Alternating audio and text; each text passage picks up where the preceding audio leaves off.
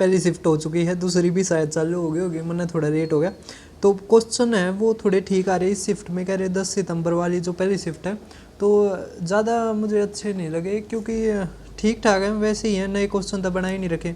अब जिनकी तैयारी कम हो सकती है अब उनको लग सकता है कि मतलब थोड़े अच्छे आए हों, तो मैं बता देता हूँ एक बार, 4-5 है मेरे पास जो थोड़े मुझे ठीक लगे वही करवा देता हूँ मैं, ज़्यादा डीपली नहीं करवाता कि जो आसान है ना। तो चलो शुरू करते हैं। अब देखो सबसे पहले एक फार्मूला है वो ध्यान रखना है ना। हमें दे रखा है कि a प्लस में b प्लस में c, a प्लस में b प्लस में c इक्वल टू 18 है ना। a square plus b square plus में c स्क्र दे दिया हमें कितना 36, और हमसे पूछ रहा है a क्यूब प्लस में b क्यूब प्लस में c क्यूब माइनस में 3ab बताओ। अब देखो सीधा फार्मूला होता है जब ये दोनों चीज़ दी ना, तो सीधा क्या होता है a प्लस में b प्लस में c है ना, हाफ इनटू, अब आगे लिखा नहीं जाएगा ये, तो मैं यहाँ पे नीचे लिख देता हूँ a प्लस ए का स्क्वायर जमा बी का स्क्वायर जमा में सी का स्क्वायर है ना, वो इसके सामने होता है 3 माइनस है ना, ए का स्क्वायर जमा बी का वो ए प्लस में बी प्लस में सी का स्क्वायर है ना। ये फार्मूला होता है क्या, ए प्लस में बी प्लस में सी हाफ इंटू में 3 A square plus B square plus C square minus A plus में बी प्लस में सी का स्क्वायर। आप न बस ये फार्मूला लगाना है और आप ये क्वेश्चन कर दोगे है ना। इसका नेगेटिव में आंसर आएगा तो वो देख लेना। अब एक दूसरा है उसमें क्या है, एक ट्रिग्नोमेट्री का है ना। ट्रिग्नोमेट्री का कैसे करेंगे, तो ट्रिग्नोमेट्री का मैं एक बार सवाल लिख देता हूँ क्या है, तो 2 प्लस में 10 स्क्वायर, देखो 2 प्लस में 10 स्क्वायर ए प्लस में कोट स्क्वायर ए अपॉन कोसिकेंट का स्क्वायर ए इंटू सिकेंट का स्क्वायर ए।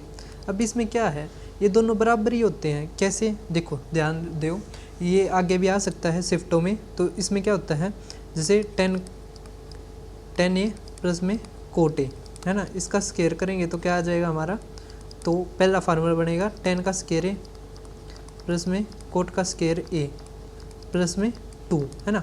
अब एक चीज़ देखो यहाँ पे एक एक में तोड़ देते हैं, 1 प्लस में 10 स्क्वायर किसके बराबर होता है, तो सिकेंट का स्क्वायर ए है ना, जमा में ये कोसिकेंट का स्क्वायर ए, एक जमा में कोट स्क्वायर। अब देखो सिकेंट स्क्वायर और कोसिकेंट स्क्वायर जब प्लस होता है ना तो ये गुणा में बदल जाता है। या आप करके देख रहे हैं ना, 1 बटे में कोस स्क्वायर, अरे 1 बटे में साइन स्क्वायर, उससे भी ये होगा क्या, सिकेंट का स्क्वायर ए इंटू में कोसिकेंट का स्क्वायर ए के बराबर होता है। अब चारों चीज़ें बराबर हैं तो ये भी तो बराबर हैं, तो एक हमारा आंसर। इसमें कुछ नहीं था इतना। एक पूछ रखा था हमें कि आप लार्जेस्ट 5 डिजिट नंबर जो डिविजिबल है किससे, बाय 47 है ना। तो आसान होता है ये, कुछ नहीं है। आप 5 डिजिट लिखो, 1 2 3 4 5 है ना। अब आप 47 तक भाग करो, 47 दूनी 94 है ना, तो कितना आ गया 59। इसी तरह ये 47 है ना, इस तरफ भाग करते चले जाओ, जो भी आएगा ना तो हमारा आएगा इसमें लास्ट में 31 रिमाइंडर है ना। तो आप 31 घटा देना इसमें से, तो हमारा क्या आ जाएगा 99969। जहाँ तक यही है, अगर गलत होता मैं बता देना, यही है ना। आप करके देख लेना भाग। अच्छा एक और था, हाँ एक अच्छा आया हुआ है, ये कैसे होता है, क्या दे रखा है, एक ट्राइंगल है XYZ ट्राइंगल पूछ रखा है, ट्राइंगल XYZ से कितने सर्कल गुजरेंगे है ना, गुजरेंगे, जिसमें XY हमें दे रखा है 11 है ना, और YZ हमें 13 और ZX हमें 24। अब ये ट्राइंगल बनेगा नहीं क्योंकि जो दो साइडों का जोड़ है वो हमेशा तीसरी साइड से बड़ा होना चाहिए, ज़्यादा होना चाहिए। ये तो बराबर आ गया है ना, तो कितने सर्कल गुजरेंगे, 0। सभी को समझ में आ गया होगा।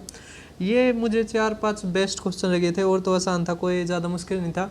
एक और था सर्कल का कि 2 सर्कल्स की रेडियस दे रखी थी, एक की 18 एक की 12 है ना, वे टच करती हैं तो जो डायरेक्ट कॉमन टेंजेंट है वो क्या आएगी है ना।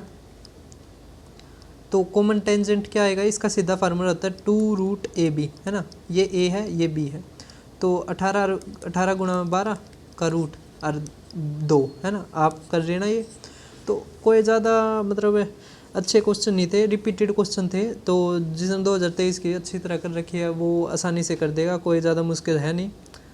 और अपना तैयारी बनाए रखें, चैनल को सब्सक्राइब करें।